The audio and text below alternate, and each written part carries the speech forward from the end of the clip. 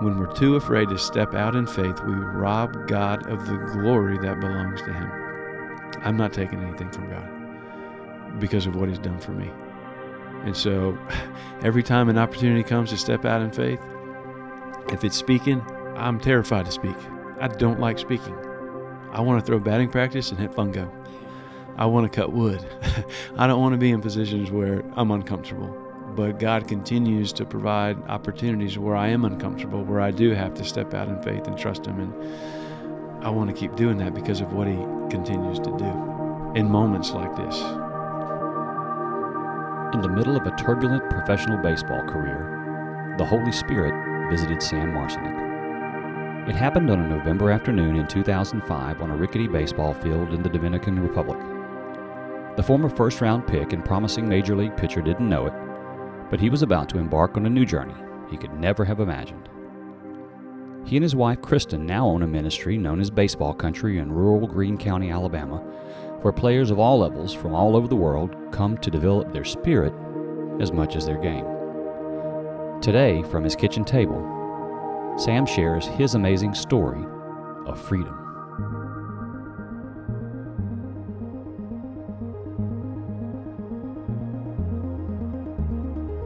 Welcome to A Stronger Faith, a podcast where everyday people share real experiences that transform their faith.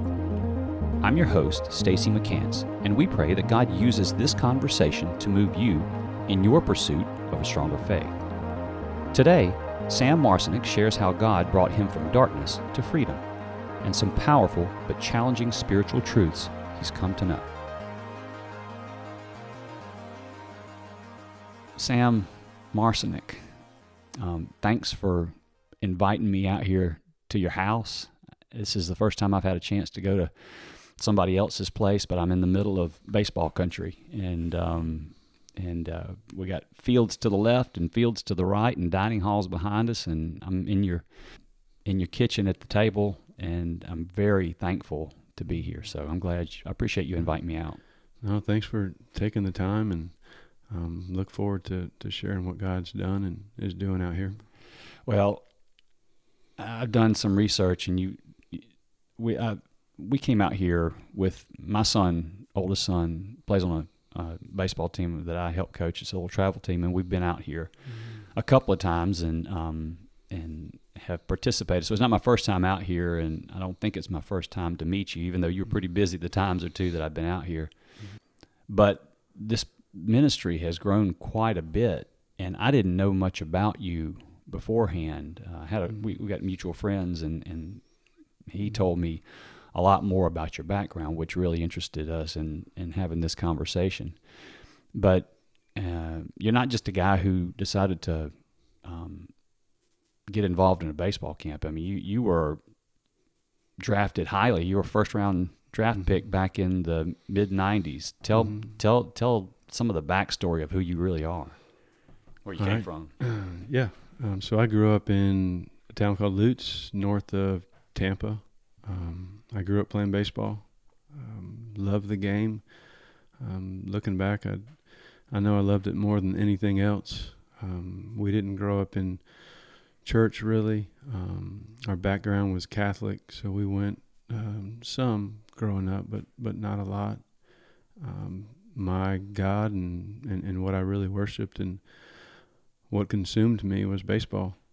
That was it. And I still got this little cutout article in the paper on Ted Williams, and there's a picture and a little quote. It said, "All I want out of life is that when I walk down the street, there goes the greatest hitter who ever lived." And when I was 12, I cut it out and scratched out hitter and put in pitcher.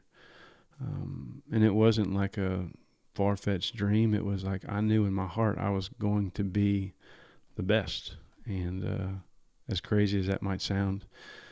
So anyway, I got drafted, like you said, in the first round by Texas. 1996, was given a lot of money, a lot of expectations, but I mean, none higher than mine. I mean, because I thought I was going to be the best. And, back then you didn't have the coverage and exposure that kids have now. Yeah. So I really didn't know who I was up against. I knew that in Tampa I was the best. I knew that, Well, that's a big deal. I mean, heck, there's a few million people in Tampa. That's a lot to process as a kid, to think that you're the best in a. I mean, you're setting yourself up to a standard that's pretty high. Mm-hmm. Oh yeah, but again, it was. I mean, I thought I was going to attain it, and so I started playing. That first year, I was sent to Pulaski, Virginia, in the Appalachian League, which is just rookie ball. And for the first time in my life, I failed. I struggled, and I had no idea how to deal with failure. I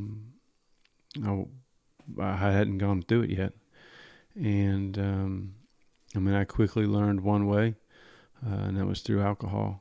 And really it was just a way in the beginning of my career to just overcome the disappointments that I had with myself, but also feeling like I was letting so many people down, not just my family and friends, but, the Rangers. And let me ask you a question about that, because I'm thinking about it from hey, I get drafted in the first round, and I see a lot of young kids. I mean, this is out of high school, right? Mm-hmm. So it feels like young kids, when they get a lot of money suddenly, or fame, or whatever else it may be,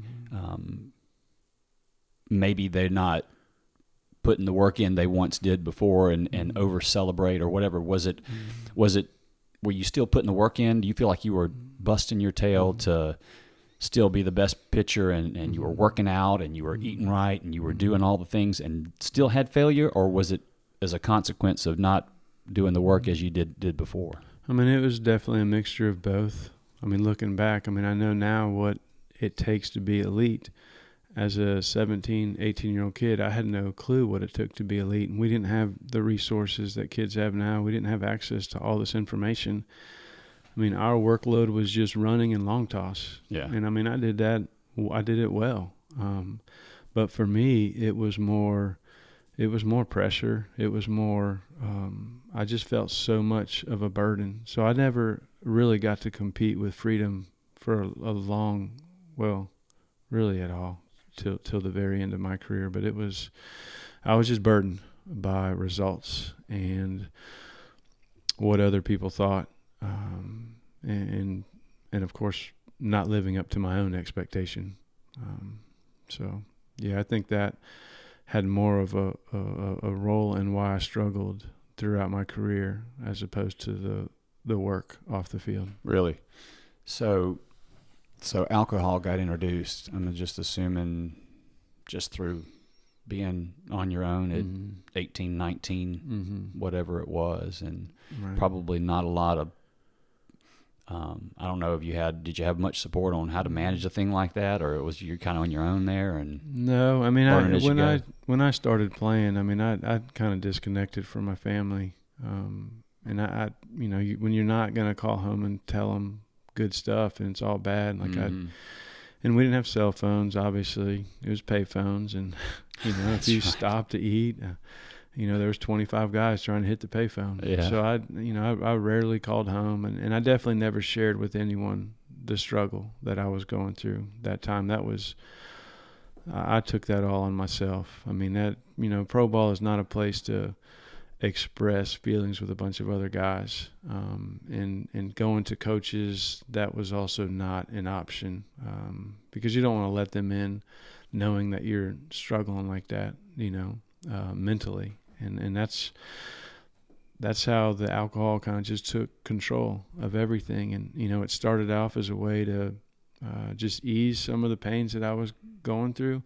Then it just became my identity and who I was. And so just kind of abused it, and did that for a long time. Yeah, I had no guidance, it sounds like, in that time. And it's probably considered a weakness if you kind of got a little vulnerable with where you were. And whereas today it feels like, I don't know, I'm not there, but it feels like there's organizations have an eye toward those kinds of things. Yeah. I was traded after my third season with Texas. I had just had Tommy John, and was traded that off season in '99 to the Yankees. And the main reason I think I was traded was because of the off the field stuff, and no one really knew how to deal with it. And I know now, but the relationship part of the game back then was not. It was more performance, and if you're not going to perform, we'll bring someone else in. There's a million guys behind you. Yeah. And so I don't blame them for the trade. I mean, obviously the Yankees had a history and still do of bringing guys in and helping resurrect their careers. And I mean, they believed in me. I was with them for over 5 years, and they definitely helped change some things in how I handled myself. Well, you ended up getting called up after a few years. What do you felt like caused you to not get called up sooner? Was it the alcohol? I mean, yeah, I was injured too. Yeah. A lot. I had elbow surgery, and but I think alcohol definitely played a big role in my health. Yeah. For sure. But like I said, I didn't have a lot of freedom out there, and you can't go and perform at that level without freedom in making pitches. You hear all the time in baseball, like when you throw with conviction, there's a trust behind it. I didn't really have that trust. There was a quote from a guy, Jim Bouton, old pitcher, a knuckleball guy. He said he spent his whole life trying to control the ball, but looking back, his whole life was controlled by the ball. Yeah. And that's how I was. Baseball just controlled my life. And when you're not performing well, I mean, you can imagine what what that's like to try to pitch through.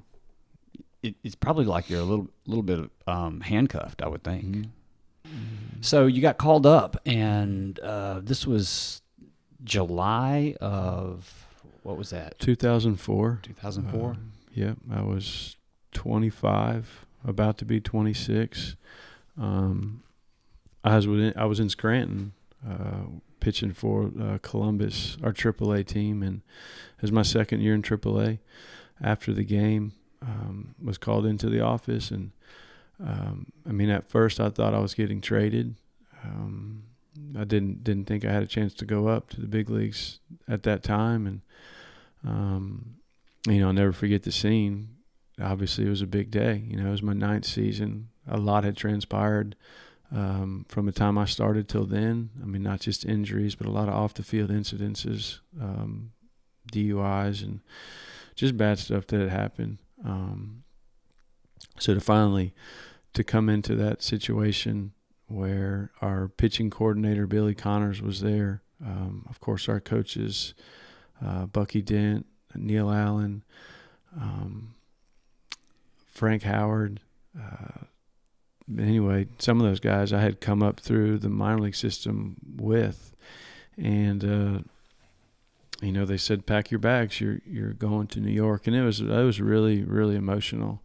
Again, just looking back on what all had happened the last 9 years. You start with this dream of being the best. You realize quickly you're nowhere near being the best. You fight, you claw, you scratch. You're in the training room half the time, like just a lot of stuff. And then thinking about my family and all that I put them through, because, I mean, obviously our names are attached. So everything that was bad off the field, I mean, they heard about it. And so just to finally get called up, I mean, it was incredible, super emotional for me. And up until that point in my life, emotion was not, I mean, anger, yes, but not like this type of, crying, joy, just happiness.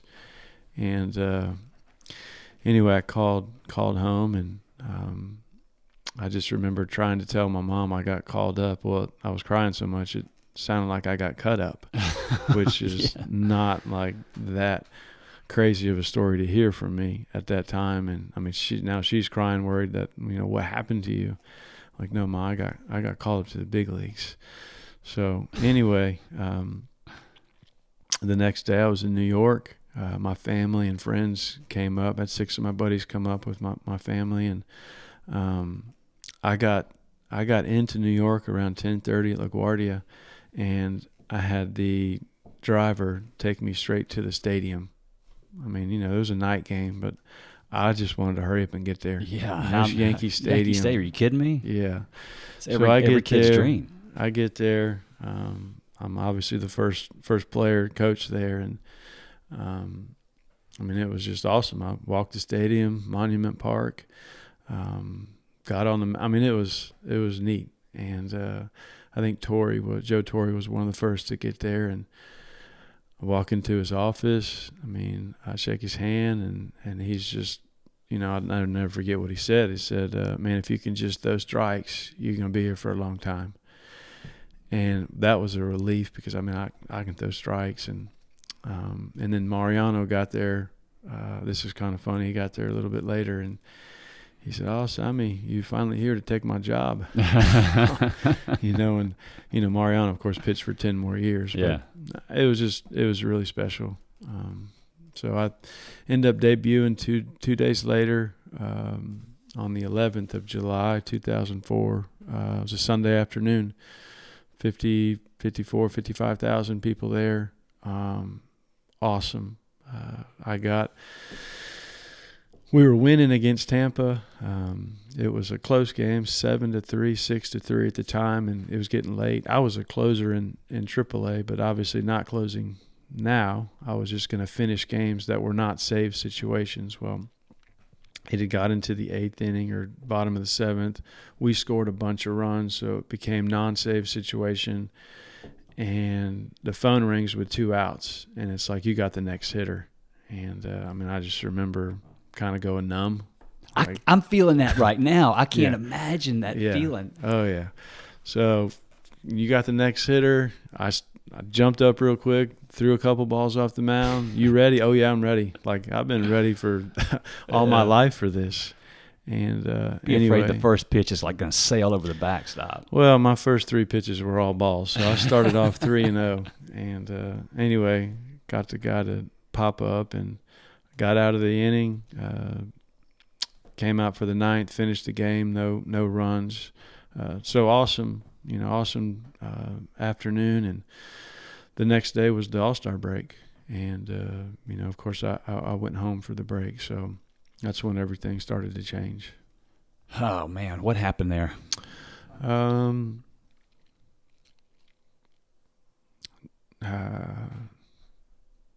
Just out fishing, drinking, made a bad decision. Got on a wakeboard and ended up blowing out my knee. And I just remember sitting in the water thinking that it was over. Like everything was all over. I'd had so many chances up until that point. And, I just knew in my heart that was it. Of course, I called the Yankees and let them know I wouldn't be able to meet them in Detroit. That's where we were picking back up in Detroit. And, it was a hard thing to go through. Definitely the darkest place I'd ever been up until that point. Everything had been about baseball. Mm-hmm. Everything. Mm-hmm. It was baseball, or I'm assuming, I got no idea. Yeah. All the way to here. Mm-hmm.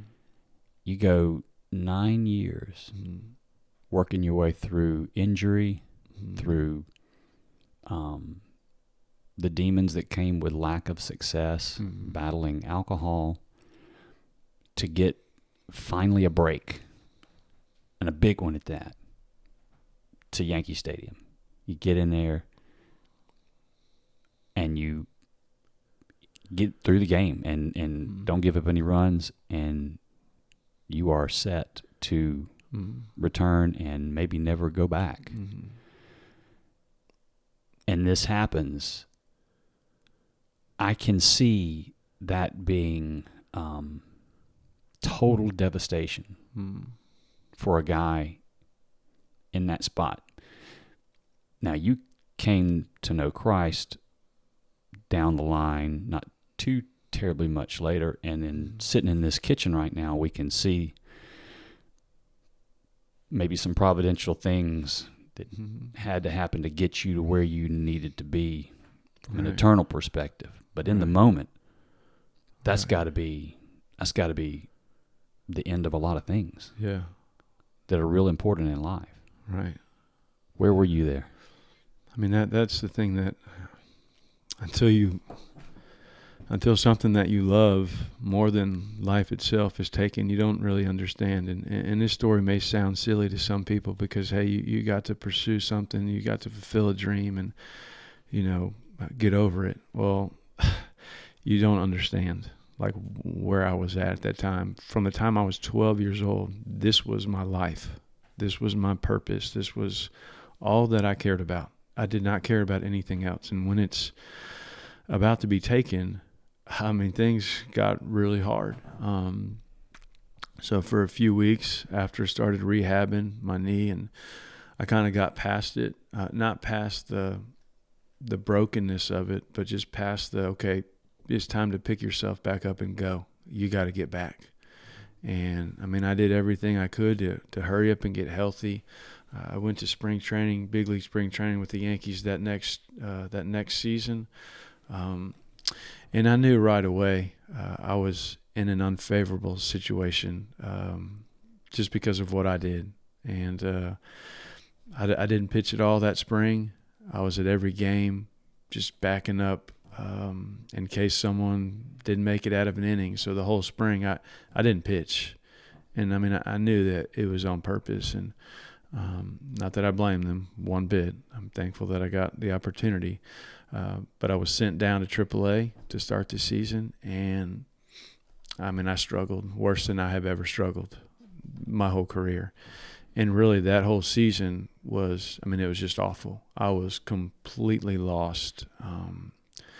And I knew that it was about to be over. I was taken off the 40-man roster towards the end of that season. So the first time in my career, I was now going to be a free agent. With the terrible statistics that I had, I probably wasn't going to get another job, and that was probably it. And a teammate at the time, who we had played together for about 5 years, was my roommate on the road the second half of the season. Now, my roommate was exactly opposite of me. He was a chapel guy, and that's what we call guys that went to chapel on Sundays. And come to find out, he requested to be my roommate on the road the second half of that season. And so anyway, he never really said anything to me. It was more his presence, and I never really felt judged. I knew what he was doing was good, was right, but I knew how I was living was so wrong that I could never be like that. I could never be a chapel guy, just based on my past and things that I'd done. And at the end of the season, he asked me to go to the Dominican Republic on a mission trip. Well, he didn't say it was a mission trip. Obviously, I would have no clue what that even meant. But he just said we were going to play golf and work with kids. And I think out of obligation more than anything, I said yes, just because of what I put him through the second half of that season. So he suckered you into a mission trip. Yeah. I mean, he what a guy. completely conned me into That's great. going. He was coming out of Birmingham. I, of course, was flying out of Tampa that off season, and I was coming off of a 3-day binge, so hadn't been home, been doing my thing. I get dropped off at the airport, and I'll never forget the scene. It was, I didn't know the details of this trip. It was just, hey, catch a flight, DR, we'll pick you up.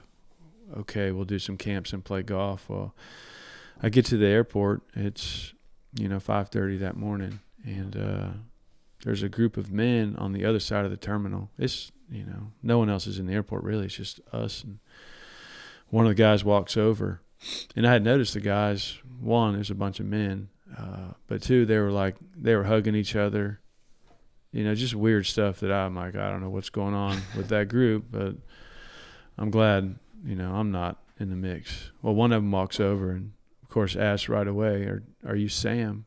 And I said, yeah. He's like, man, that's so awesome. You're with us this week. And my heart sank because I knew what was going on. I just got set up, and I'm thinking, what do I do? I paid for the trip. I'm already here. I guess I got to go. And I kind of just said I'll keep my head down and get through the week somehow. And anyway, yeah, that's when God showed up. So Andy was your roommate, Andy Phillips. Andy Phillips, yeah. Was he there? Yeah, he was not there yet. He was meeting us in the Dominican. So I was going down with a bunch of guys I didn't know. So when you saw him, what did you say? I don't remember saying anything. Because everything happened so quick. It's like we got down there and right away we were doing camps, working with kids. And, the first place we went was a town called Quisqueya, where Robinson Cano and Alfonso Soriano grew up. And, there's 500-600 kids on this field. There's goats walking through the outfield. I mean, it was just like, wow, where am I at? Yeah. A lot of kids didn't have gloves. Some didn't have shoes. Some didn't have pants. I mean, it was just a scene that I'd never been exposed to. And, we worked with those kids for about 4 hours. And the whole time, the kids never asked for water. I mean, they were super happy and excited that we were there. And it was weird because in the middle of that, I realized that we were a lot alike. Baseball was all they have. It's their only way off the island. It's the only way for them, a lot of those kids, to provide. And I'm looking at my situation like, man, the game's about to be over for me, but it hasn't even started for them, and it never will. I mean, most of these kids are never going to get a chance to play. So I felt like a weird bond, that first day, just being with those kids. And so, I mean, God clearly started to work in my heart there, changing my perspective, because my whole life was focused just on me. Yeah, I'm sitting here watching you and listening to this, and it's like suddenly it just shifted from how the heck am I going to get out of here? What are these weirdos doing, hugging each other? And now I'm in the mix with them. I'm just going to grin and bear it for a few days, to all of a sudden, like, a couple of light bulbs start flipping on. Oh, yeah. And so we finished the camp, and I was standing behind second base, and I had some older guys with me, 17, 18-year-old kids. And there's a Spanish pastor behind home, and he's drawing and painting, and all the kids are in the infield. They're all sitting down. Everyone's just watching this guy paint this picture, and I have no clue what he's painting. I don't know what he's talking about. But as he's painting, I mean, he's painting the cross, and then he's painting Jesus on the cross. And meanwhile, these kids are asking me questions about the big leagues, about money, about girls, about all the stuff that, I mean, I could speak into. But what was going on behind home plate, I had no clue. I knew that was right. Like, that was probably good. That's what they needed. Here I am talking about things that they don't need, that are not good. Mm-hmm. And I started thinking about my influence over people. And I directly thought about my younger brother, younger sister, and just all friends and people that I've influenced over the years. And all of a sudden, I just started to feel, not guilt, because I felt guilt before when I got caught. This was conviction. I felt like I couldn't breathe. And it was a heaviness that I'd never felt before. I was not the guy that ever looked in the mirror. I always went past it. I never examined my heart, my life, what I was doing. But all of a sudden, in the Dominican Republic, Quisqueya, November 2nd, I started feeling conviction and didn't know what to do with it. We went back to the hotel that afternoon and ended up American pastor was sharing, and all the guys went up, and he's sharing with these group of coaches and players, and I don't know what he said. I don't remember. I just remember crying. Just in the back of the room, with my head buried in my hands. I just couldn't stop. And it wasn't loud. It was just tears just kept. And the last thing he said was, if your pain is greater than your fear of change, then you're ready. And again, this story might sound silly to some, but I felt a lot of pain at that time in my life. And I just remember saying, like, God, if you can take this away, I don't know how you can take it away. I don't know how I can change. But I said, I'm in. I'm all in. You take it away. And I don't know if you've ever, like, dove to the bottom of a lake or, deep place and tried to come back up and looked up and not really been able to see where the surface is. But when you finally break surface and air hits your lungs, it's like, it's a good feeling. That's what I felt like when I said I'm all in. It was like life got breathed in. Like in a moment.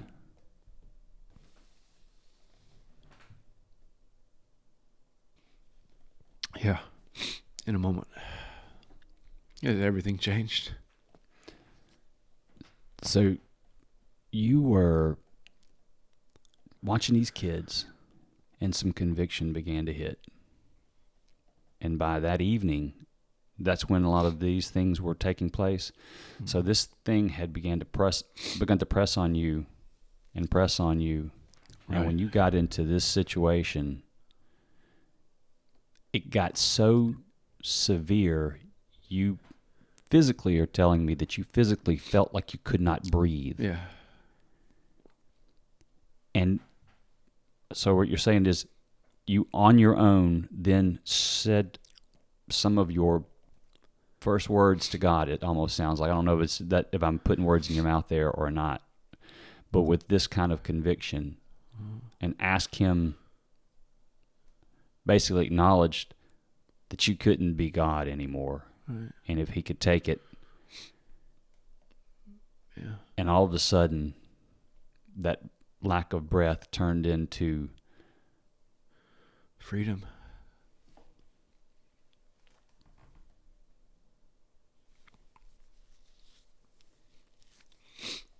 Yeah, it was, I never experienced it before. I mean, obviously, I was bound by the game. I was bound by performance and results and status and all that worldly stuff. I mean, that was what I carried. And, I mean, it was like in that moment, God said, I got it. It's mine to carry. All this is...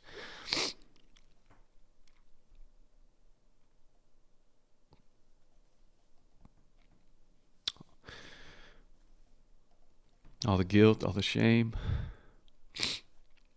all the stuff that you've done, it's all been paid for. I've got all of it. And again, I didn't know anything about Jesus, about God. I just knew in a moment he took it from me. He took all of it, and I was freed from everything. I mean, not just the sin, freed from my expectations, freed from the game. So yeah, in a moment. Man, all that stuff that had been building up in a moment. When I talk to people a lot about conversions, they're all different. Sure. But a lot of folks find that it's for a lot of people it happens such that they go on this search for truth over time. Right. And God is pursuing them through that whole thing. And at some point, a paradigm shift happens, and it happens. It's rarely, in my experience, something so abrupt, a Paul on the road to Damascus type conversion. You didn't really have from what it sounds like, you didn't really have a background in spirituality, faith. No. It was, that was all new to you. Mm-hmm. It's really powerful to hear that. It's really powerful. I feel that as you say it. And this was 15 years ago? That's right. Yeah. Somewhere in there? Yep. You are now the owner of a ministry. Now, I know a lot of things had to take place between there and here, but it doesn't feel like that moment spent a lot of time diminishing. In other words, the power of that moment is still very present inside of you. Right. You seem like you are a completely different person than you were getting off that plane in the Dominican Republic. Right. Would you characterize it as such? Yeah, 100%. I mean, I hate to put it in worldly terms, but I was addicted. I had addictive personality before. And whether it was alcohol or other things, all of a sudden you experience God for the first time in your life. I want more. It ain't something that, you know what I mean? All the other stuff, it paled in comparison to that experience with God. And so I wanted to continue to put myself in a situation where I could experience God. And not that it's always been all the time, but that's my desire now. And the more that you taste and see that the Lord is good, the more you want to taste it. Yeah, and especially if you feel like you've just been busted out of prison. That's right. Feels like it. Yeah. I mean, when you look back on those things, and you could probably see it at the time, you got a taste of this worldly glory, and it felt really good. And there's nothing wrong with being successful, right? Sure. But what you didn't have, it sounds like to me, was Him at all, God at all. This was you reaching the sort of an apex or a culmination of you being God. And you wonder what impact Dominican Republic would have had, and I'm sure God would have done it a different way or whatever, had you not gotten called up, had you not gotten out of that, had Mariano Rivera not said to you, "You've come to take my place," had Joe Torre not said to you, "Hey, you throw strikes, you're going to be here a long time. You're in Yankee Stadium." I mean, you get the taste of that, right? And then almost instantly, is gone. And not how long after that? I mean, you spent a little more time in the league. Yeah. So after that, after I got saved, I mean, I just consumed myself in the Word. God started putting men in my life that challenged me, encouraged me, helped me grow in my faith. But I was going to 3 services a week, 3 Bible studies a week, not doing the things that I was doing before. I had a lot of free time. Yeah. And so that's all I was doing. I was just soaking in as much as I could. And I was excited because at that time I thought I was getting back. I thought God and I were getting back to the big leagues, and I was pumped up. There's a guy named Josh Hamilton. Some of you guys have probably heard his story of redemption. And, man, you see this guy on this platform and, man, giving glory to God at the time. I mean, I know he's struggled since, but I'm watching this guy in YouTube videos, and, man, that's what God's going to do for me. And I can't wait, Being so young in my faith, I didn't know what it was all about, But I felt like, all right, here we go. We get a new opportunity. And I signed that off season with the Cubs. Somehow they gave me an opportunity. So I go to spring training in Mesa, and I'm in the best shape of my life. I mean, I was doing everything right now, physically, nutritionally. I was taking care of myself like I'd never done before. And the first day of live batting practice, I felt something in my shoulder. Never felt it before. And the next day, I went to play catch, and the ball fell out of my hand. And that's never, ever happened. I've never even seen it happen. I picked the ball up. It fell out of my hand. I didn't get to throw it. It just fell out. And I remember looking at my throwing partner, Brian Reith, and I said, "Brian, I think something's wrong with my arm."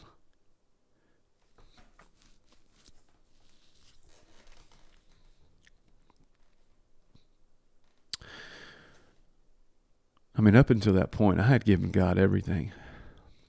I had given him my relationships. I had given him my finances. I'd given him my time. I felt like I gave him it all.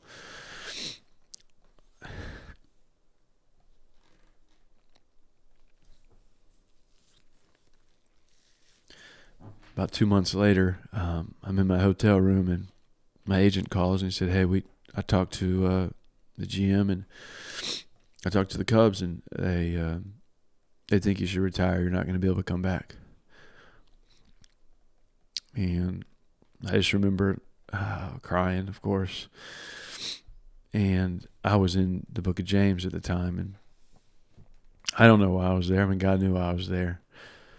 I was trying to understand some of these verses, and one of the first ones in chapter 1 he says, "To consider it pure joy, my brothers, when you face trials of many kinds, and knowing that the testing of your faith develops perseverance." And I just remember thinking, like, how in the world can anyone consider this pure joy when this game is about to be over for me? I mean, looking back, unbelievable blessing in my life, and I wouldn't change it. I mean, it hurt going through it. I went home that spring. I had surgery. I ended up asking my wife to marry me. We got married in December of that year. So I tried to play again the next season. Newlywed. I went to Somerset, New Jersey, independent ball. Pitched that year. Was finally starting to get healthy again. That offseason signed with Washington. So 2008 spring, I went to camp. Last day of spring training, they called me into the office. I was already out throwing and stretching, and you make it to the last day, you don't get called back in. I mean, that's it. We break camp, and they called me in and said, "Hey, we appreciate all of the work that you put in. We appreciate your investment in our young kids." I was 30, I think, at the time. They said, "But we don't have room." And just kind of went numb. It was it. It was over. The game was gone. And I was so numb that I didn't even go back to the hotel room to get all my clothes. I got in my truck and I started driving across the state. Spring training was in Melbourne, Florida. We lived in Tampa. And I called my wife, of course, and I said, "Babe, it's over."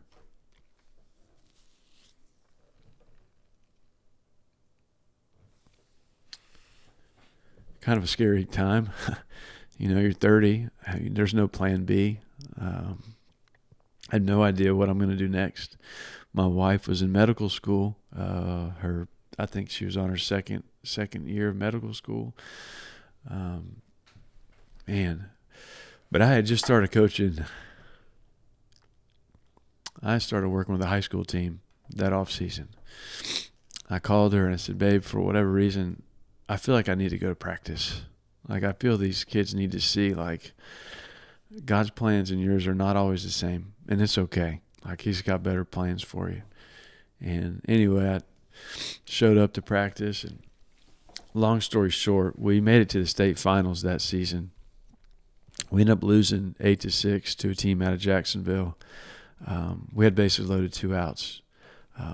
Our team made up of about 12 players, average height, weight, probably 5'10", $140, against a team with 25 players, 6 coaches. I mean, it was David and Goliath. It was like, it's not supposed to be. We had 2 outs, bases juiced. A guy ends up striking out. We lose. But after the game, I told the kids, and another thing I'll never forget is, I was like, I would never trade another day, month, year in the big leagues for this. Everything before was about me. My whole life was all about me. And there was no contentment. There was no satisfaction. I mean, there was happy moments, but they were super temporary. But, like, this was something that felt so much better. It felt so right. And that's when I started down this road of investing in kids. And just, I knew that's where God wanted me. Yeah, you first felt this at your conversion in the Dominican. And Right. then you started getting back, and it seems like, and hey, God puts in us this notion or this ability to bear fruit. Right. Right? We have intellect. We have the ability to think strategically and can plan and stuff like that. What we feels like we have to learn to do is be led by God.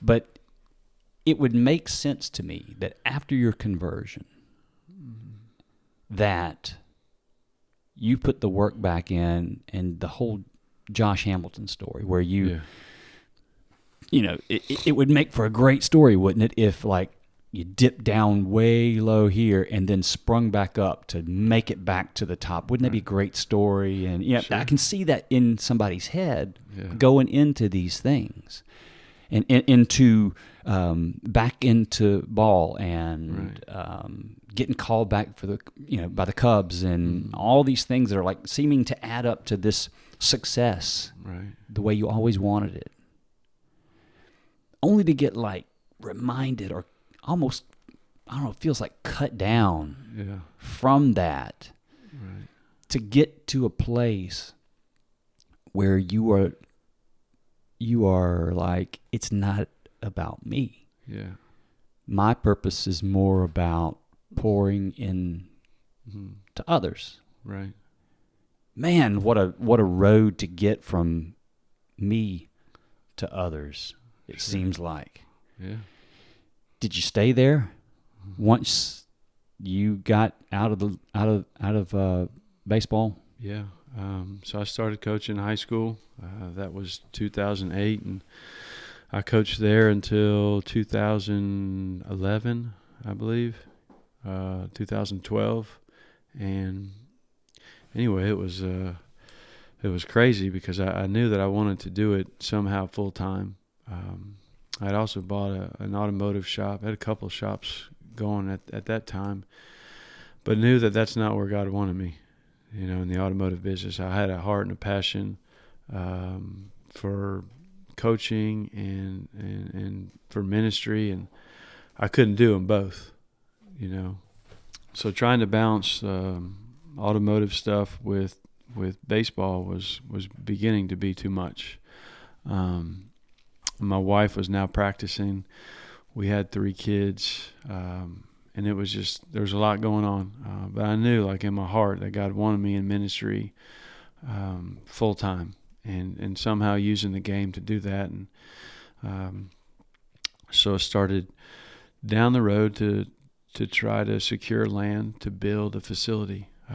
Wanted to build some fields, have some housing, a place where we could train, but also disciple and just invest more in kids. How'd you get to that idea? I don't know. Is this something like you're saying, God, just use me however you want to, pray and pray and pray and pray and pray and pray and pray and Well, I had started doing the travel ball stuff. Yeah. And I didn't grow up playing travel ball. We played American Legion. I was exposed to it because one of our kids was saying, "Hey, I'm going to be gone for the summer doing this," and so I started to investigate and see what that was all about. And of course, it was about money. It was about exploitation, and it just wasn't right. And I said, "Well, let's step in to try to offer something different for a different purpose. Use the game to share the gospel and help kids that can't afford it, all that stuff." And so anyway, I guess it was a culmination of knowing, how the game has evolved in a bad way, knowing that God could use me and some other guys to help change that. But then the thought of doing showcases and tournaments and having international players come in for long periods of time, pouring into them. And so, we needed a complex. We needed a place to house them. And so, God definitely inspired the whole thing. Yeah.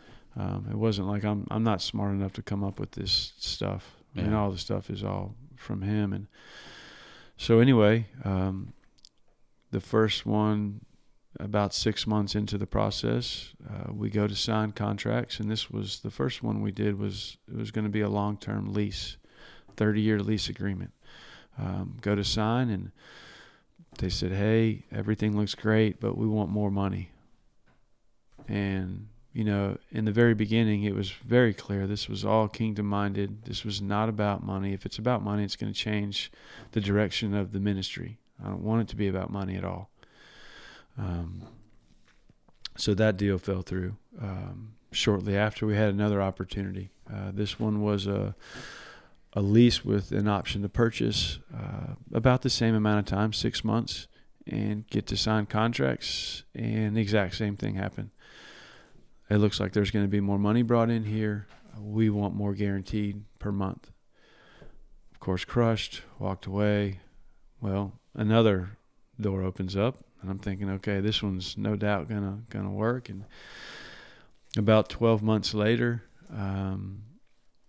we get to the table again. The exact same situation happens. We want more money. And at that time, I was done. I mean, I was upset. This story has repeated itself since before, you know what I'm saying? Before you got called up. Yeah. It's the same story, just a different flavor of it. Yeah. I mean, it was me trying to make stuff happen. Yeah. It was all me. Right. But I mean, God inspired it. But you get right there. I know.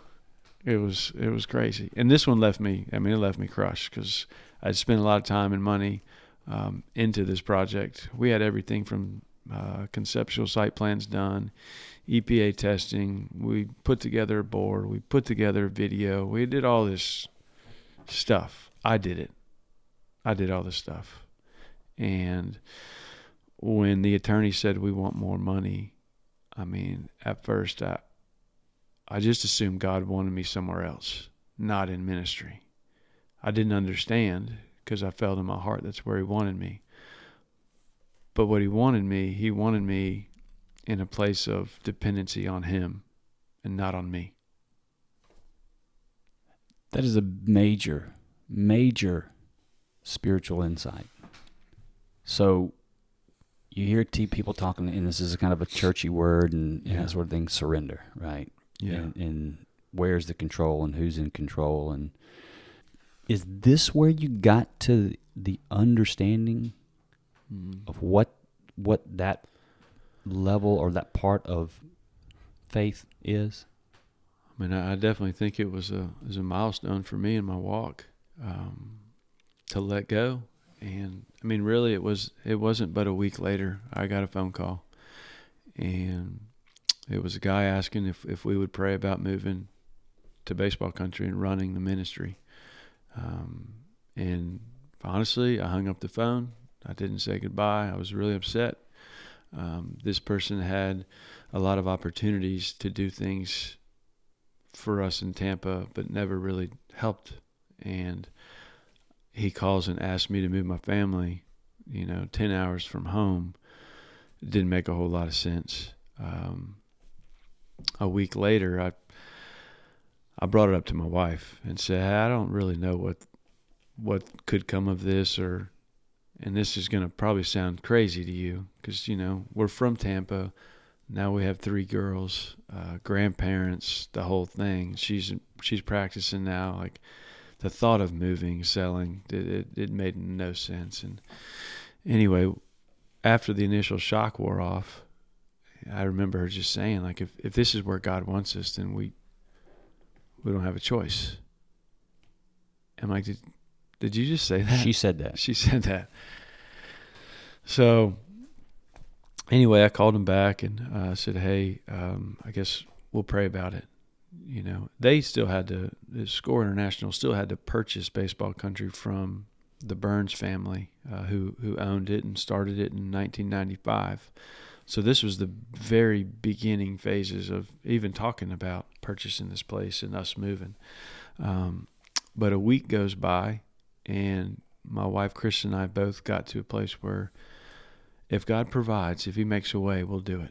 Like, and God had already started working in my wife's heart, having 3 young girls, working full-time, I'm full-time, who's got them, who's investing in them, how much faith are our kids seeing us live, like all those things we're wrestling with. And she was feeling convicted about the amount of time that she was spending at work and not being able to raise up the kids. And anyway, we said that night, God, if you make a way, we're all in. the very next morning. Now, granted, no purchase had been done. There was nothing was set yet. They just reached out to you, said, Yes. would you be Yes. interested if we pulled the trigger on this If we deal? did. Well, the next morning I'm opening up the shop, and I get a phone call. It was 6:30, and it's a friend from church. He said, "Hey, have you been living right today?" I said, "Well, it's 6:30, no customers yet." So yeah, like so far so good.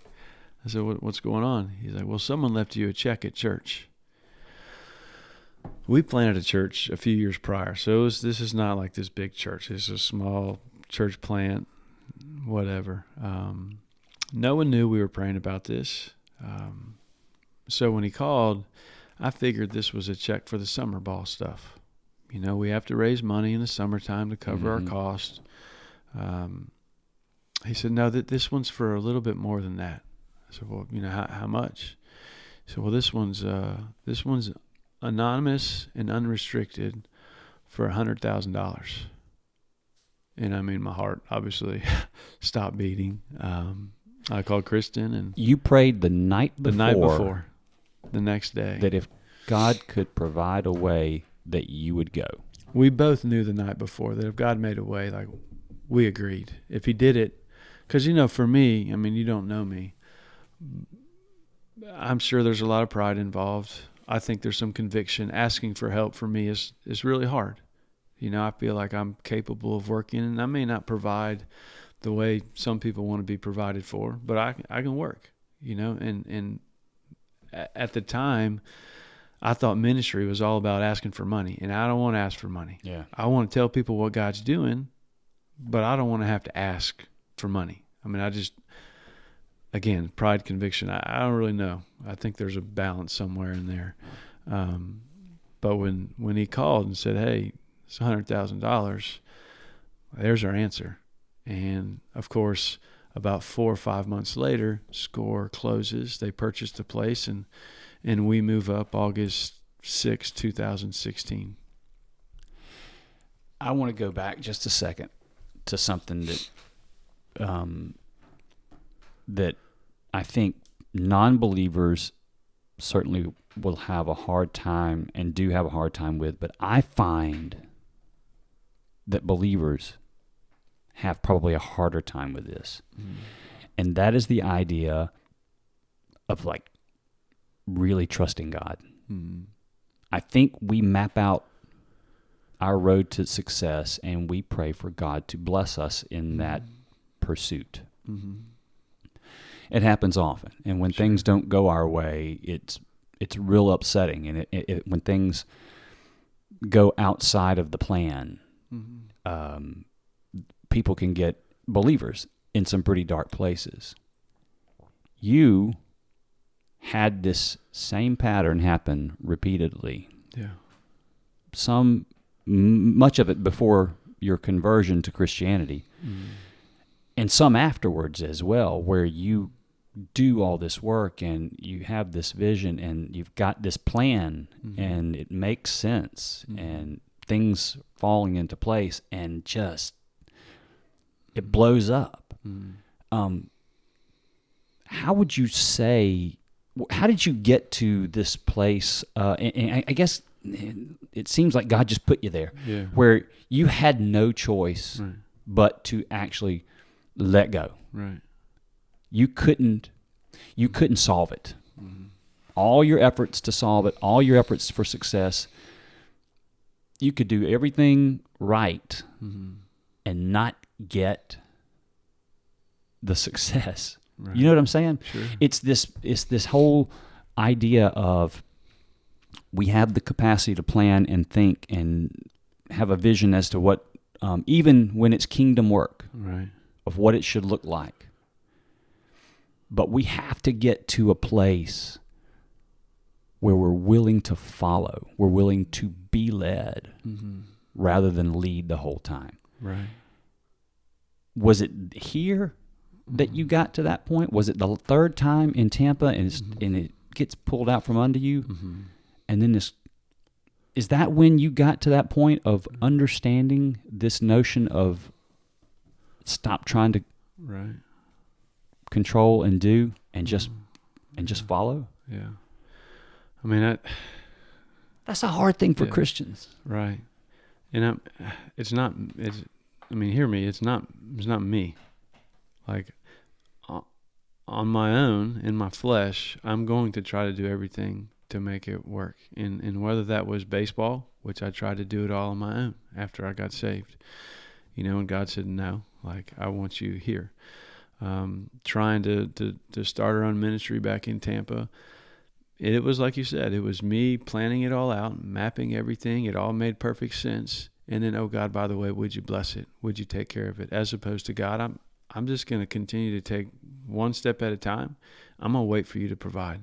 I'm not going to make it. There's a difference there. And it can seem to the world and even to people of faith is, don't you think that's a little irresponsible, right? Isn't that, are you just kind of hanging out at the house waiting for people to not call you up at 6:30 in the morning with a $100,000 check? Is that just going to happen? Right. You see how the world and Christians in that world might say, wait a minute, is that being responsible? Right. There's a place in there that we have to get to where it's almost borderline irresponsible. You know what I'm saying? Well, here's the deal. Faith is being sure of what you hope for and certain of what's unseen. Hebrews 11. Yeah. Right? Certain of what's unseen. I mean, when you can see it all on paper and it all makes perfect sense, where is the need for God in any of it? I don't want to live there anymore. I've done things on my own. I don't want to be there. And you can call me reckless. I'm good with that. I know that God will never leave me nor forsake me. So if I make a bad decision, if I put my family in a bad situation because of recklessness, I know God's going to take care of us. I'm not doing it with the intent of self-glorification. I'm not doing it with the intent of promoting myself. It's all for Him. And He knows my heart.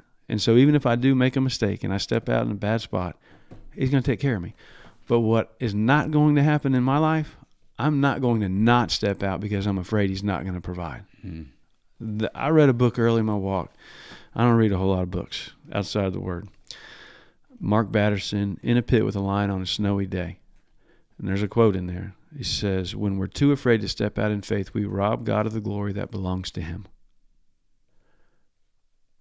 When we're too afraid to step out in faith, we rob God of the glory that belongs to Him. I'm not taking anything from God because of what He's done for me.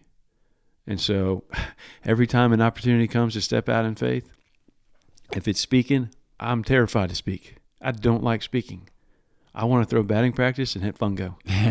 I want to cut wood. I don't want to be in positions where I'm uncomfortable. But God continues to provide opportunities where I am uncomfortable, where I do have to step out in faith and trust Him. And I want to keep doing that because of what He continues to do in moments like this. It's that place that you just described that is an eye-opener for people. Sure. And it's scary. Yeah. It's risky. And that's the point. Right. It's the same thing, and I've said this before, but it's the same thing with a tithe, right? Even a tithe. Right. It's like, God, that's a lot of money. Yeah. Right? And I've said this a million times. It's like either you believe in God right, or you don't. Right. And if you believe in Him and He is who He says He is and He is faithful, as many times as He's proven that in the history of the world, either you believe in Him or you don't. And you guys stepped out and you've done it several times. Right. And this place in particular, I'm familiar with before you were here, and they've done some good things, but what's happened over the last several years is pretty amazing, feels like. Yeah. Oh, I mean, it's been insane since we got here. And again, just going back to where I am at spiritually, it's not because I'm this mature spiritual. No, God keeps putting me in positions of desperation to where I can't do it on my own. That's what Christians also think. They think that the people that have the faith that you have grew up in church every Sunday, every Wednesday, went to summer camp all the time, and have this background of, they know all the songs, and they Yeah. can have memorized when they were kids the books of the Bible and all this thing. But it's not true. Right. That faith comes from a pursuit and a surrender. Yeah. And you're still, heck, you're 15 years in to your faith. Yeah. And to talk to you now. Yeah. Here's one thing I do know. I know a few things based on experience, not on a Sunday school lesson. I'm more experiential. But I know when Paul says in Corinthians that my grace is sufficient, power is made perfect in weakness, therefore I boast all the more gladly about my weaknesses. I'm good with being weak now. I'm good with being weak because I know that God's power is going to rest on me. And I need that. I need that not just leading a ministry. I need that leading my wife and my kids. Because without it, I fail. And I fail every single day. So I want to continue to be put in positions. I'm thankful God puts us in positions of, I need you. I can't do this on my own. I don't want to get into a place where I feel like I can do it on my own. I've been there. And it's not freeing at all. At all. Yeah. But when you can let go, and you hear people talk about just let go and let God. But when you can truly let go and surrender, there's freedom and there's power, which are two things that we all want. Yeah, you don't have to be this religious master. What the point of it is we're not, Mm-hmm. And as non-Christians looking at it, Christians, that's one of the problems they have with Christians is they think they're all hypocrites. Yeah. Right? Right. Well, the truth of the matter is most Christians, we're all hypocrites, and sure. and we know it, right? Yeah. We're not in church because we think we are this super religious, super pious person. Right. It's a pursuit of God as He's pursuing us. We're trying to be better. It's an exercise of us learning how to trust Him and surrender these things and give them up to Him. And right. That's what people, I feel like, even Christians sometimes don't understand. It's not like we're climbing a ladder to get to this God on a high mountain. Right. It's that we're laying on the ground, helpless. That's right. And we just ask Him to pick us up. Yeah. Yeah. And carry us with Him. Right. And we're just going to follow you, whatever that looks like. Yeah. Don't you feel like it's characterized more like that? Without a doubt. It's not based on your own effort, your own merit. That's the gospel, right? Salvation. We're saved by what? Grace. Grace. Not by works, so that no man can boast. It's not based on my own merit, my own effort. It's not my performance. I'm not concerned anymore about what you think of me. I'm concerned about what you think of God in my life. I take ownership and responsibility in how I'm living because I know people are watching. But at the end of the day, it's about me attempting to honor God, please God, live more for Him, His approval, like Paul says. Am I trying to win the approval of God or of men? If I was trying to win the approval of men, I would not be a servant of Christ. There's so much freedom in that. Right? I'm not on this. It's not... It's kind of like, yes, I'm here to honor God with my life, so there's a part of that, I'm worried about, I care what you think, not of me, I care about what you think of Jesus. And if I'm not following Jesus very well, if I'm doing things for me out of my own flesh, I'm not going to represent Him very well. And so, the hypocritical stuff, I'm going to hear it. Well, he's only doing it for show. Well, daggone, when God changes your life, you can't help but do it. Yeah. You can't help but serve. You can't help but forgive. You can't help but love, because that's what's been given to us, right? And so it's not my own effort. It's God working through me. And when you get there, again, the word freedom that's a big word when you experience it. It gets overplayed a lot, but when you've experienced freedom in your life, you can breathe. Yeah. It don't matter who's watching.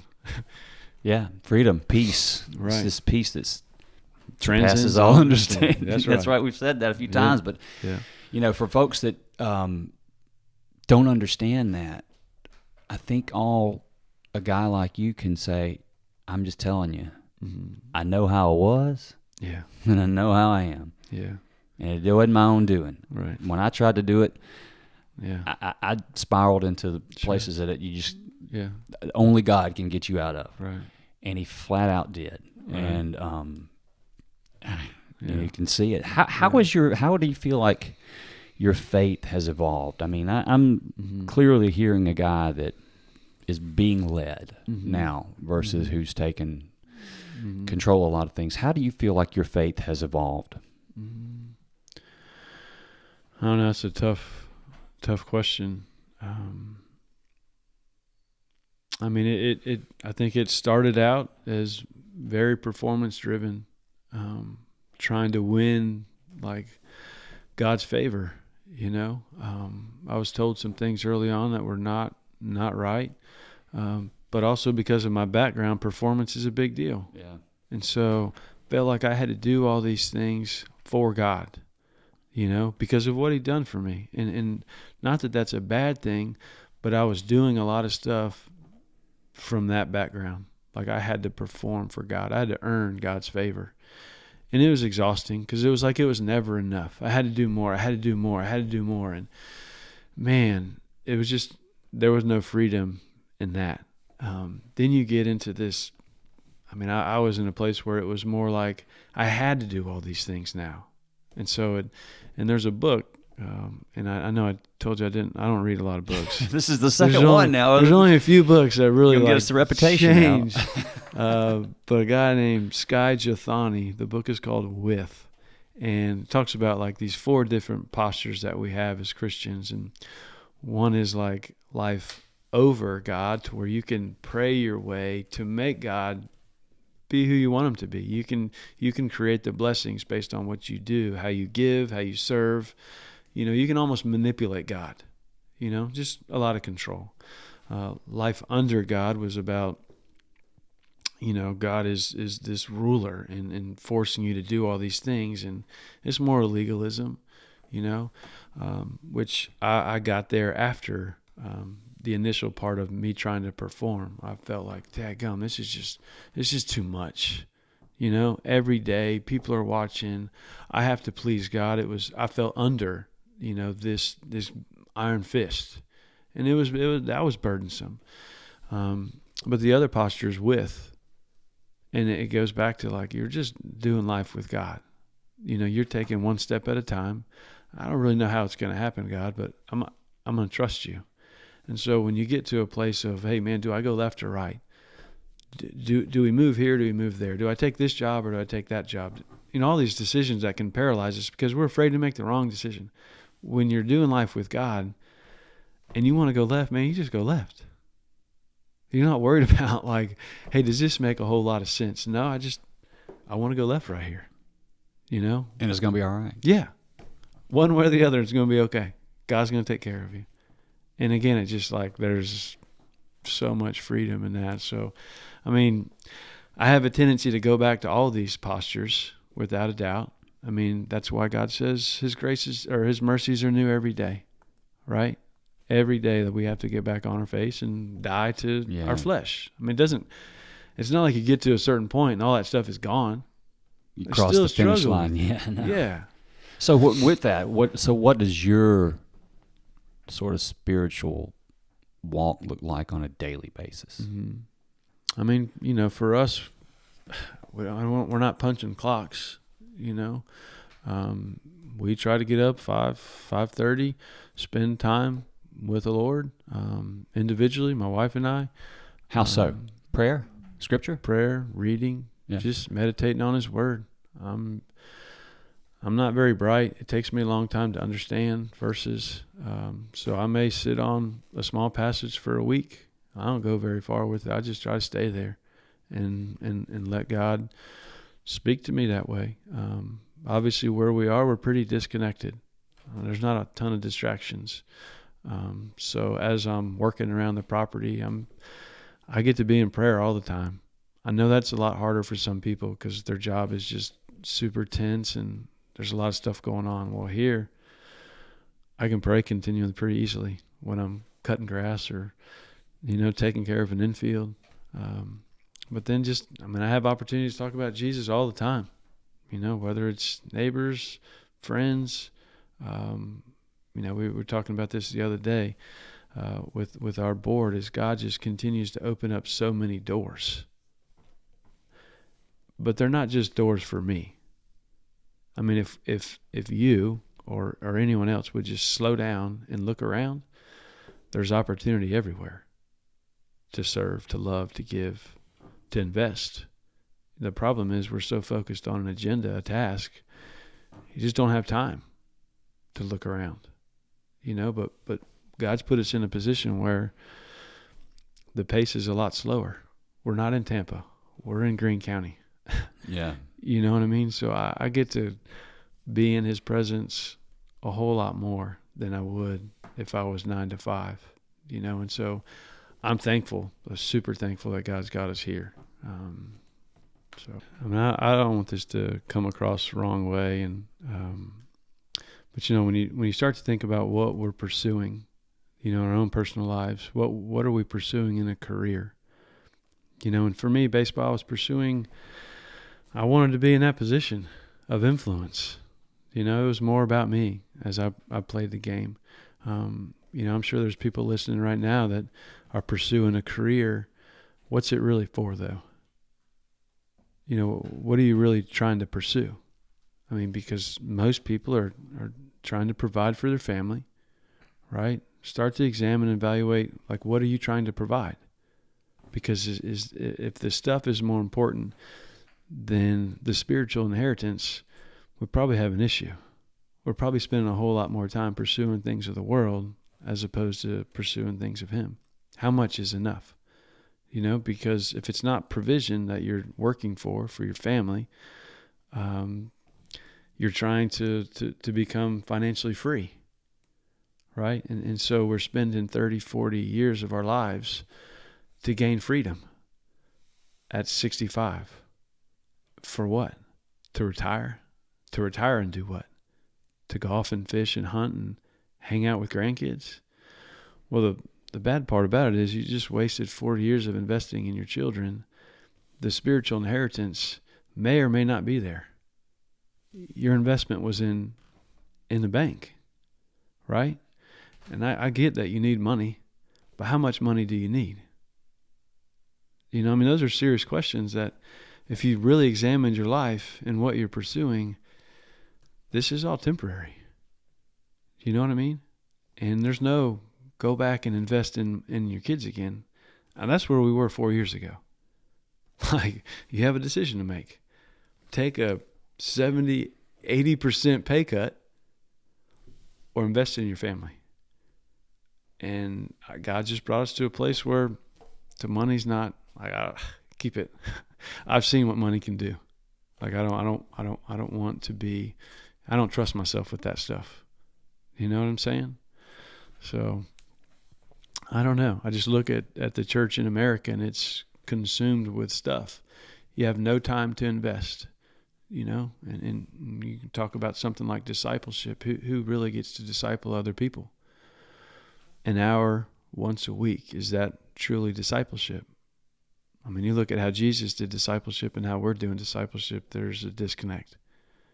You're not seeing people do life together because there's no time. You got one kid going here, one kid going there. Next thing you know, it's Sunday. Holy cow, like, we got to take showers and get ready for school this week. And then 30 years later, we missed it. And I'm no doubt burdened for people that are stuck there. That's good. I mean, my next question to you is, and you come across as somebody who feels very clean on the inside. Mm-hmm. And the question would be, what are those one or two things that you would share or impart on people that are listening right now that's based on all that you experienced? Yeah. I mean, I think one, and this is more for the believer, probably just examining your own heart. Test yourself to see if you are in the faith. And you'll know that based on the power that you're living through. You'll know that by your fruit. I mean, that's what Jesus says you'll know them by their fruit. A good tree cannot bear bad fruit, and a bad one can't bear good fruit. I think there's too many people that are not producing fruit, and understand what fruit is. Fruit is God working in your life. It's not you giving out of what is comfortable. It's not you serving when it's convenient. It's not those. It's love when it looks like there's no way you should be able to love someone that's wronged you, someone that's hurt you, someone that's deeply offended you. It's extending mercy. When it's forgiving people. I mean, those things to me, if we're incapable of that, we're not experiencing God's power. I mean, does the same power that rose Jesus from the dead really live in you? When you start to think about like your life and how God has or hasn't used you, if you're not experiencing power, just because you can articulate your salvation story, it doesn't mean you're saved. Right? I mean, it doesn't mean, it's just like all the Pharisees. They knew everything about him, and after Jesus tells them, away from me, you evildoers, for I never knew you, that was strictly because their life was all based on performance, what they knew and could do on their own. It was not based on God's power inside of them. So I think that one thing I would encourage believers, examine your own heart, inspect fruit in your life. And if you're not producing fruit, the cool thing is like God's just waiting for you to surrender. He's waiting for you to depend on him, not on you anymore. So that can change like it changed for me in a moment. It doesn't have to be this long process. But don't be deceived. If there's no evidence of God inside of you, you're probably not walking with him. And unfortunately, I think in the church is filled with people that know about God, but have never really experienced God. Because if you are walking with him, it's really easy to tell people what God's doing. You guys have done so many things here that were outside of the scope, it seems like, even a short amount of time from a sort of a baseball camp. Right. What do you see on the horizon? Mm-hmm. Well, God's opened so many doors, and those doors they weren't open so much because I was looking for them. It's almost like God just put burdens. When God burdens your heart, if it's truly God, he's going to provide a way to make things happen. He's not going to just give you a burden and leave you alone. He's going to give you a burden. He's going to create an opportunity. Then he's going to meet needs to fulfill it. Right? At least that's the way I've experienced it. He gives us a burden. All right, I got this burden for whether it's a community that's nearby, and there's towns nearby that we haven't talked about at all, but it's just dark. We're in an area of the country that is completely segregated. There's no way to. How do you ignore that? It's all around us. And I remember telling a guy early on when we got here, it's like I struggle with the fact that we're living in the Bible Belt, one of the most heavily concentrated area of churches in our country, in the United States, and there's this kind of darkness right there, like right here. How does that happen? Unless there's no light, right? Because if there's light, like this segregation, this, hey, I'm just going to drive past these towns and pretend like they don't exist. Man, if God's living inside of you, you're going to see opportunity and you're going to have the power to act. But around here, it hadn't really been the case. And, God has put major burdens on my heart for communities that have not been invested in, have not been loved on. Kids that are, they're here right now, that have been told since they're small, like, nothing good comes from where you're from. Nothing good comes from where you're from. And to hear it over and over again, not just with words, but obviously what they have. There are no youth sports in Greene County. No youth sports. So no baseball, no basketball, no football. There's no one investing in these kids. So not only do they hear it, they feel it. Nothing. Why invest in something here if nothing good comes from it? Another thing they used to always say is, Coach, we feel like we're all just crabs in a bucket. every time someone tries to get out, somebody pulls us back in. That's pretty messed up. And that's right here in the Bible Belt of America. You know, and those are things that I can't fathom. And I believe that God's put us here, not just for baseball, but for things like that. And you know, that outreach ministry has exploded. I mean, what do I think is on the horizon? I think youth sports are on the horizon. I think baseball country is going to provide a lot of opportunity for kids, not just in baseball. I think in basketball, I think in softball, I think in football. I think things are going to start to expand there. I mean, God's already opened the door for men's ministry out here once a month, you know, and the prayer that through that men's ministry, when we come together and have steak and potatoes, it's a time of vulnerability, of openness, guys sharing their hearts, guys praying together, seeing what it looks like to be real, you know, not this superficial, there's no mask here, you know, no Christian mask. Like we're going to be real. And the prayers that they'll go back to whatever church they're in and they'll start to do the same thing. Just help change the culture. We're starting another ministry within for women to do the same thing. So anyway, I think there's a lot that God is doing. You know, trying to just wait and not get in front of him. So with all these doors that are opening, I mean, it's exciting because I can see impact and I can see God at work. But hey, right now it's just me and our family and another family serving. I think there's opportunities for a lot of people to come out here and serve full time. But well, it's exciting for sure. How much of you gets to a place where you get excited about that stuff and you've said, hold on now. I've been excited about doing work for God before, and then I try to take control, and you just said it a second ago, sort of waiting on the Lord to do his thing. Right. Do you find that to be hard to do? Yeah. I mean, it is. I mean, the youth sports in Greene County has been in my heart for 2 years. I mean, it's clearly God's like, I want, and I've tried to do it by myself, but I can't. Yeah. And, you know, something cool that just happened recently, one of the players that was here donated his New Balance credit. It's $2,000 worth of, or $10,000 worth of New Balance gear. And that was the first thing I thought about was, man, we could get cleats for hundreds of kids right away. And we went ahead and started it.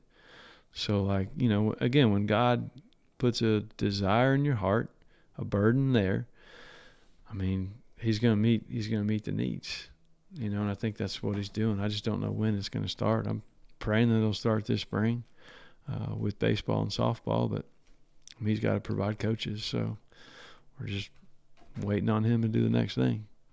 So. Well, that's exciting. And, you know, you've traveled a long distance in 15 years spiritually. Mm-hmm. And are involved in great works here. And I'm excited that people are getting to hear that, because I think they're going to relate to things that are going on in themselves. But I think I'm probably the most excited about what's ahead. Yeah. You know, where your heart is and maybe what's ahead. So you got your wife, you got 4 daughters. 4 girls, yeah. 4 girls. How are they adjusting? I mean, this is life now. It's been life for a few years now. Yeah. Yeah, they love it. I shared earlier, a couple years ago, we were in a position to where, you know, we had to purchase the ministry, the property from the organization that brought us here in 2016. And, you know, one of the big reasons why we came is because, again, we wanted our kids to grow up seeing us live a life of faith, of dependency on God and not on ourselves. And in that process of trying to raise the funds to purchase, we had to pull back from all activities the kids were doing. And you know, they're homeschooled now, so my wife is not practicing. She does some stuff online, telemedicine, but she's homeschooling the girls. So anyway, every activity is a big deal because they get to go out and interact. And at the time, she was dancing, and they had a Christmas recital coming up, so there was a lot of practice. And anyway, told our oldest that we're gonna have to stop everything for now. Just for the next couple months. I mean, we have to save everything that we have. But we just feel like, like the parable of the hidden treasure, in the field. Like we feel like this place is, we're going to sell everything to keep this place. Like we know God wants us to be here. And it was hard, I mean, at the time she was 8 years old. So like the concept of like me not being able to dance, and again, not a big deal to me and you, but for an 8-year-old kid, that was a big deal. And it was emotional for her. It was emotional for my wife. It was emotional for me. I don't want to see her, But really cool thing happened the next day. We get up and there's a note on the table here, and it said, "I love you, Mom and Dad. Use this however we need it." It was $47. A month later, when we closed, we had $47 left. So they love it here. They get to see God all the time. They get to hear about God all the time. They're a part of it, and we're just so thankful that God allows us to be here, for sure. So anyway, man, He is moving in y'all's lives so big, and it's so apparent. And these stories are amazing, and I feel like we could just sit down and I love listening to examples of the presence of God in people's lives. I tell you what, I can't thank you enough for sharing. The blessing is mine that I get to come out and sit across the table from you, and I love it that listeners get to hear these things. These are real conversations about real life, taking the directions it takes and God's presence in them. And His presence has been in your life long before the Holy Spirit knocked on your door in the Dominican Republic, and you can see it now. And it's really powerful. And the blessing is mine to be able to sit here and have you share that, and we're just really thankful. I expect to come back and get updates and hear the additional things that God is doing in this place, through this place, and through you and your family. Well, thank you so much for just listening to the stories, and I do pray that no one hears my name.